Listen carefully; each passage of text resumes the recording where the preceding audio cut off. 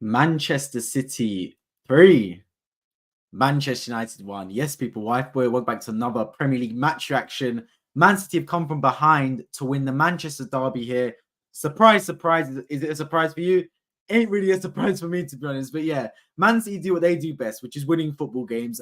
I go into every single Man City game not really expecting anything other than a victory, to be honest. I'll be completely honest with you guys, yeah. Even when they went 1-0 down, I still thought, yeah, Man City is still going to find a way to win this game because they're inevitable. They keep knocking at the door and eventually they'll push through because they've got that many world-class players. I mean, even if the starting 11 ain't doing enough, they could bring a world-class player off the bench like an Alvarez, for example, or to change the game.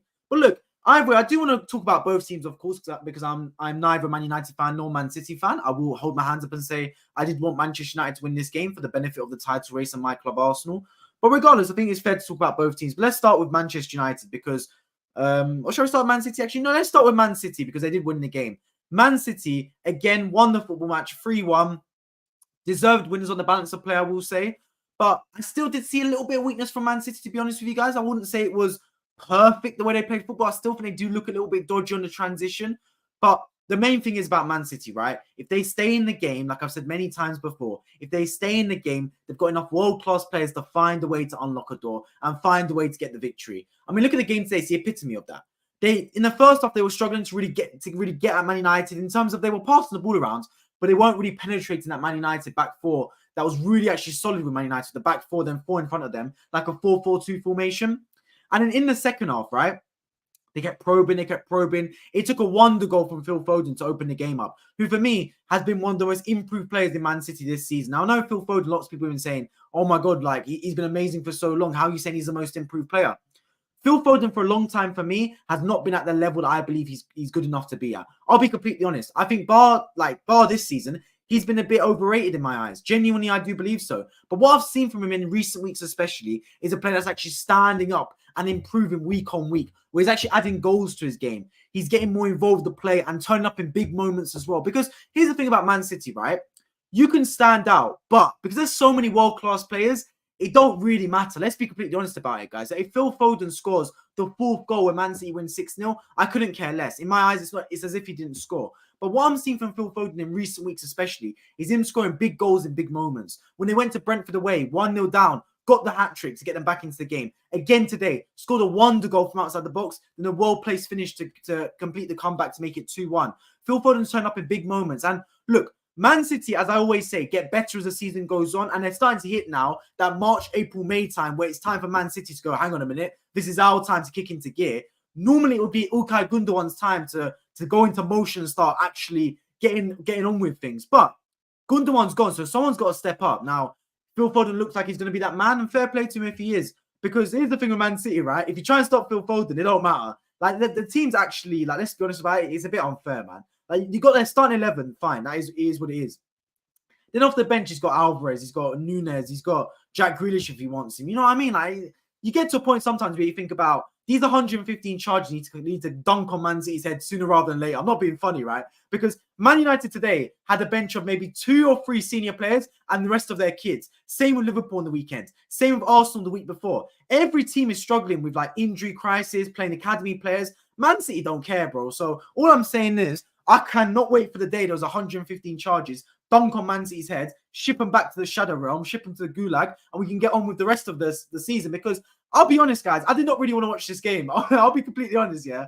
I don't like watching Man City play. I really don't. I find it boring. I'll be honest with you guys. I've avoided watching Man City. I didn't watch him against Copenhagen in the Champions League. I won't watch him again on Wednesday, to be honest, in the Champions League either. But I'll watch him next week when they play Liverpool, of course, because it's a title race. But I try to avoid watching Man City play. It's just not my cup of tea. They're an incredible team. They are. I just don't like watching them play football. Just my opinion on it. Regardless, they won today. Fantastic performance. Give them their credit. Let's move on to Manchester United now, though, because I actually think Man United is a more interesting analysis in my eyes based on how the game played today. Manchester United today, I saw a side to them that pleased me and a side to me that didn't please me. Now, going into this game, I expected Man United to sit back and defend, and they did exactly that. The game plan was basically identical to when they went to Anfield and got a 0-0, except Erik ten Hag probably told them, same game plan as Anfield, just score a goal in the counter-attack. And it worked. First 10 minutes, you're thinking the game plan was working. They were defending well. The 4-4-2 was working with with 2 banks of 4. The midfield 4 was being competitive. They were getting around the pitch, getting involved, and then they were getting chances on the counter-attack. And that goal from Marcus Rashford, in my eyes, is the epitome of world class. What a strike on his right foot, man. Just levered it. Absolutely levered it into the top corner. Superb finish. Genuinely, one of the goals of the season. I thought it was unbelievable the way he struck it. And at that point, you're sitting there thinking, okay, you scored a bit too early. I hate saying that, but sometimes when you play teams like Man City, Liverpool, Arsenal, you don't want to score too early. Do you get what I mean? Like, you want to, because when you score too early, you invite pressure onto you because the other team's going to increase their pressure, go up another gear. And you didn't want that too early if you were Manchester United. I think they would have rather scored in like the 60th minute, 70th minute, because then Man City have got less time to kick up into another gear. But either way, the goal came, it is what it is. And they persevered in the same vein of form in the first half. The first half was good for Manchester United. Really good. It was like the Anfield game. They defended very well. They kept Man City to basically nothing. I know Haaland had a gilt-edged opportunity on the stroke of half-time that, to be honest, he should have scored from. But other than that, they really did nothing, to be honest with you guys. They did nothing in that game. They did nothing in that first half, Manchester City. United played superb in that first half. But in the second half, I don't know why, but they just sat back too early. They just sat back far too early. I couldn't believe it, man. I was thinking, go out exactly the same game plan. Then when you get to maybe 75th minute, 80th minute, then you sit back. But as soon as they came out for the second half, United just sat back and said, okay, attack us then. I think they should have played the same way. Now, in the first half, don't get me wrong, they didn't really attack Man City. But at least in the first half, there was some kind of link from defence to attack. Bruno Fernandes was dropping in and spraying those balls over the top to Rashford one side and Garnacho the other side. In the second half, Garnacho and Rashford might as well play a different sport. They weren't even on the football pitch. They might as well have been on Old Trafford's pitch because they had no service whatsoever in that second half, man. And here's the thing. When you invite pressure time after time after time, wave after wave like zombies, you're going to eventually concede. It's just the way it is in football. You can't invite pressure for 45, 50 solid minutes and expect to get away with it against a world-class outfit like Manchester City. Like, the goal was coming. And for Man City, they needed a moment of brilliance to unlock a door because they weren't really getting in behind. So I think they needed something from outside the box, a wonder strike. And boy, did they get it from Phil Foden. But regardless, I think there is positives from this game. I think the way they set up, I saw a game plan. And when I see Man United play, a lot of times I don't really see a game plan from them, to be brutally honest. So it was nice to see a real game plan from Man United in today's game. I think there were some performers that were really good. Rashford in the first half was superb. Fell off a little bit in the second half, to be honest with you guys. I thought Casemiro had a fantastic game in there. I know, obviously, that they lost the game 3-1, and he was the one that lost Phil Foden for the second goal for Man City. But regardless, I thought he had a good game in there, Casemiro. I don't think a lot of Man United players put a foot wrong. To be honest with you guys, I don't think any of them played badly. I just think if you look at the balance of play, they just weren't at the same level as the Man City team. And that was the difference, to be honest with you guys. That was the clear difference. Because on the balance of both teams, you saw, to be honest with you guys, a solid Man United team. They played well. If they play like this away at most Premier League games, they'll probably win it. I'll be honest with you guys, they probably will. But Man City are just Man City. They're at another gear right now. And who knows who's going to stop them. I mean, next week is Liverpool against Man City, if I'm not mistaken. So that's a big game. Big game. I would like a draw in that game, but I would rather Liverpool beat Man City than Man City beat Liverpool. So I do think Liverpool are going to drop more points from now to the end of the season than Man City will. But a draw, I guess, would be ideal in that football match. But either way, man, I mean, you're looking at that and thinking, oof, like, that is a game and a half to watch. Man City against Liverpool. Those are two top teams. I'll be honest with you, right now, it could go either way. I think Man City are a better football team than Liverpool. But at Anfield, you got to give Liverpool that little bit of that extra edge. Do you know what I mean? Like, that extra impetus. I can see that game ending a draw. If I had to put it right now, I'd put like a 1-1 or a 2-2. But either way, I think it's going to be a superb game. And on the flip side, you've got Arsenal Football Club playing tomorrow against Sheffield United. I'll be streaming after that match. Can't wait for it on this channel. Then we go next week against Brentford as well. So Arsenal, by the time Man City play Liverpool next week, if they win both their two games coming, they will be top of the table heading into that game. And they could end the weekend top of the table as well, potentially. So big games of football coming up, guys. That's for an absolute fact. And the Premier League is hotting up. And we could be in for a three-way title race, which is what I love to see. The Real Poison Super. Haha, bro, we done so crap. We are getting finished by Liverpool. I mean, I don't know how Man City fans is ever unconfident, to be honest with you guys. I mean, it makes no sense to me. United are the type of people to sack Ten Hag and expect Paddington the Bear to come in and win in the treble each season. Don't know about that one. I hope City, Jeff, appreciate you on the stream, my friend. I hope City Liverpool draw next week. That would mean a three-way race all the way until May. Agree. But even I think if City or Liverpool win, I still think it's a title race.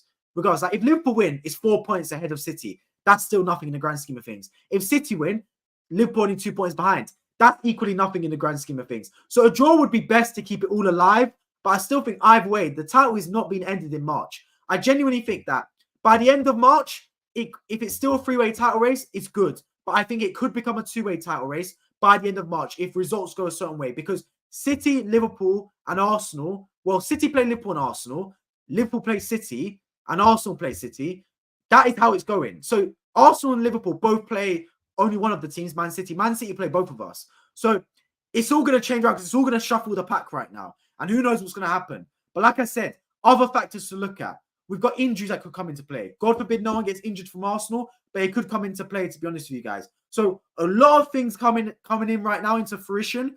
Right now, just every single thing needs to go in the favor of the team that's going to win the league right now. That's how it's got to be. Obviously, I don't know who's going to win the league in May, but right now, just things have got to go in their favor. Whether it's points elsewhere, whether it's points right now. I mean, look at Liverpool yesterday. I did not even watch the game, but I checked my phone and Nunes has scored in the 99th minute. I couldn't believe it. I genuinely couldn't believe it. I checked in the 88th minute and it was 0-0, and I was thinking, solid.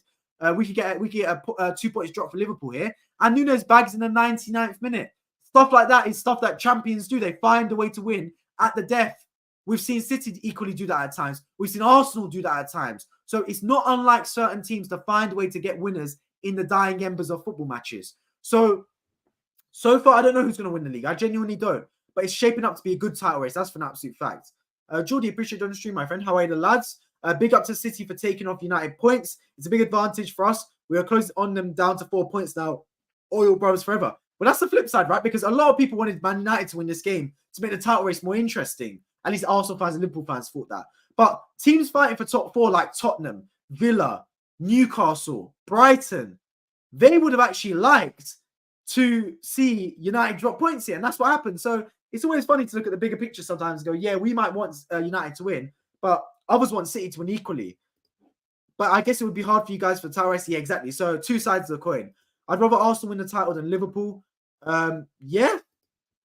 I mean, obviously, me being an Arsenal fan, I'd like to see Arsenal win the title. I think a lot of people, I mean, I don't know. Obviously, I can't speak for other fan bases. I think a lot of people would want Arsenal to win the league as well because we haven't won it in so long. Like, we've seen Liverpool win it. We've seen City win it. Look, me personally, I'd love to see Arsenal win the league. I'm an Arsenal fan. If it's not Arsenal, I'd love to see Liverpool win the league so Klopp can win it in his last season. And if it's not Liverpool, then I guess it's City because I can't see Tottenham or Aston Villa win the league. Nor that I would want Tottenham to win the league, to be honest with you guys. But either way, I just hope it's Arsenal this season. Just win the Premier League or Champions League, man. One of the two. I'm not being greedy, as they say. City drawing Liverpool means nothing for a three-team title race. We will destroy you at the Etihad. Don't be talking about a three-team title race. Yeah, I mean, look, at the Etihad, City are favourites. They will be for every team they play against. That's just the way it is when you're the best team in the land. But City do look a little bit weak in the transition. I'll be honest with you guys right now, yeah? I watch City. They can get killed in transitional play. I mean, I watched them against Brentford. They conceded a route one goal. Sunday League stuff the way Maupay scored. Again today, look, I know it was a wonderful goal from Rashford, but let's look at how the goal developed. It was a long kick from Onana, a one-on-one between Fernandes and Ruben Diaz. Ruben Diaz, who seems to hit the gym every day, doesn't seem to bench press Bruno Fernandes out the way, who lays it off to Rashford and he scores. So I've seen City concede, I'll be honest, avoidable goals this season. Their defense isn't up to scratch that I've seen in recent years. But regardless of that, if they stay in the game, they'll find a way to get goals from their strike force because they are lethal up there, man. If it's not Haaland today, it's Phil Foden. As much as I'd like it to be, I don't think Newcastle's really in the race for top four. Maybe if the Premier League gets a fifth Champions League spot, maybe. I think they will. I think the Premier League does get a fifth Champions League spot, if I'm honest with you guys. But either way, look, you're in there till you're not in there. And there was a famous saying that goes, it's possible until it's mathematically not. So as long as it's still mathematically possible, stay in there, man. Stay in there for an absolute fact if you are Newcastle United, because there's no point running away from it now when you've got, in my eyes, teams above you in Tottenham who can drop points. It's not like Tottenham are used to being in the top four, guys. Let's be real about it right now. It's a new season for Ange Postecoglou. We saw Arsenal last season bottle the title. We could see Tottenham bottle top four. It happens. Villa equally. They've had a blistering start to the season. They could drop off. United equally. They've been starting to come into form recently, but they've dropped points today. So I don't think whatsoever, guys, to be honest with you, that it is straightforward. Whoever goes for it right now, whoever. So I think there's still a lot of time for us to go sit there and go, you know what, this could go any way. This could go anyway. Top 4 race, title race could go anyway. The only thing that's pretty much guaranteed right now is the relegation battle. Sheffield United, I'm pretty sure, are going down, and I'm pretty sure Burnley are going down. What was the score today between Burnley and Bournemouth? I think Bournemouth won. It was 1-0 the last time I checked. Burnley, Bournemouth. What was the score? Let me check that one real quick. It was 1-0. I think 2-0. It was 2-0, I believe, to Bournemouth. So there we go. Burnley lost again at home. So these are crap, man. You know what I mean? So Burnley, Sheffield United are goners. Luton could be gone as well.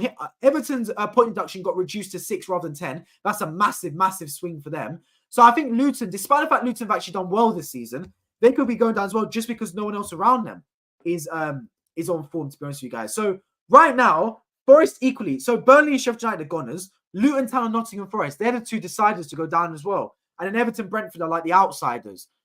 But right now, I think the title race is up for grabs, obviously. The top 4 race is up for grabs, obviously. And when I say top 4 race, there's 2 positions. And City, Liverpool, Arsenal will get top 4, I'm confident saying. So it's going to be either Aston Villa, Tottenham, United, Newcastle, West Ham or Brighton to basically scrap over those last 2 positions. Who's it go to? I'm not too sure, but it's going to be an interesting race regardless. Spurs still need to play City, Arsenal and Liverpool. Yes, a lot of games to play. Forest can still get points deduction this year. True, because they broke the sustainability rules as well. I mean, it was a car crash the way they dealt with Everton, to be honest with you guys.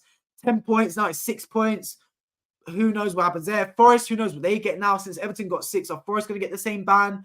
Are they going to get the same deduction given they broke the same rule? I'm not too sure, to be honest with you guys. Then it reaches a whole nother paradigm and a whole nother problem where you go, okay, yes, we might get deducted 6 points, but is it worth it if we can stay in the Premier League and spend that extra money? So I'll be honest with you guys right now, they've opened up a whole nother box of tricks, to be honest. And there's a lot more issues down the line, I think, that they've uncovered with this points deduction right now. We're in unprecedented times. In my lifetime, I don't remember a team getting deducted points in the first division of England. I don't remember seeing it in my lifetime. I know Juventus had it done in Serie A, but I don't remember seeing it in the Premier League. So we're in unprecedented times, guys. I don't know what's going to happen. And I don't know what's going to happen to Man City. I hope and pray they get shipped to the Shadow Realm and get absolutely dunked on and get shipped to the gulag, to be honest with you guys. I hope and pray it happens just for the benefit of the Premier League. No offense to Man City, but I think the Premier League would be much better if they weren't in it. So I think it'd be a much... Because it's not like the quality is going to decrease. Let's be honest with you guys, yeah? Liverpool, Arsenal are still quality teams, but it'd make it a more open title race. With Arsenal, Liverpool, Tottenham would have an open run. With City, it's like the Bayern Munich of the Bundesliga. Do you get what I mean? If Bayern Munich won in the Bundesliga would be much more enjoyable because Leverkusen could win it 1 year. Dortmund could win it 1 year. Schalke could win it 1 year. You know what I mean? Like, I know Schalke are a bit crap nowadays, but like back in the day, they could have won it 1 year. Hoffenheim equally. Wolfsburg, RB Leipzig. You know what I mean? It's a bit more of an open run. The Premier League is becoming a bit like that with Man City. No offense to them. Like, they're a fantastic team. I'm proving it by the way I'm talking about them. But I would enjoy it much more if Man City won in the Premier League. You can call me a hater. I don't care. It's just the way I see it. I like when it's more open run. When teams gonna... Other argument could be, and I agree with this argument, that it's up to the other teams to get up to Man City's level. And fair play, I agree with that. But if they have openly broken the rules, which is what is being talked about as them breaking the rules, then they have to get punished for that. Because how can you catch up to someone that's breaking the rules? How am I going to win an F1 race if the driver in front of me keeps cutting corners and not even completing the circuit? Do you get what I mean? So I agree that it's up to the other teams to get up to Man City's level. But if they are actively breaking the rules, then they should be punished accordingly, and the Premier League will be better without them. My thoughts and my opinions. If you disagree, feel free. Argue amongst yourselves, as they say. But yeah, I think it'll be interesting to see what does happen in the Premier League, to be honest with you guys, going forward. This season will be a good season. Next season will be an interesting season as well. But look, there's still a long time to go. We're just starting March. March, April, May. 3 months of Premier League football. In 3 months, I've seen my Arsenal team last year go from title favourites, 8 points clear, to losing the title with 3 games to go or something crazy like that. So I do think, to be honest with you guys, that anything can happen in these 3 months. I'm hoping that we get a good title race right to the end. I'd love to see it be a 3-way title race right until the end. But who knows, man. Either way, regardless, I do want to appreciate everyone that tuned into the stream today. I'll be back tomorrow for Arsenal against Sheffield United at Bramall Lane in the Premier League. Arsenal looking to obviously win a game, given that Man City and Liverpool won this weekend. I can't wait for it. If you're on your own team, make sure you subscribe down below on my road to 6,000 subscribers. Drop a like down below on the video as well. And I hope to catch you guys all tomorrow for the stream on this channel.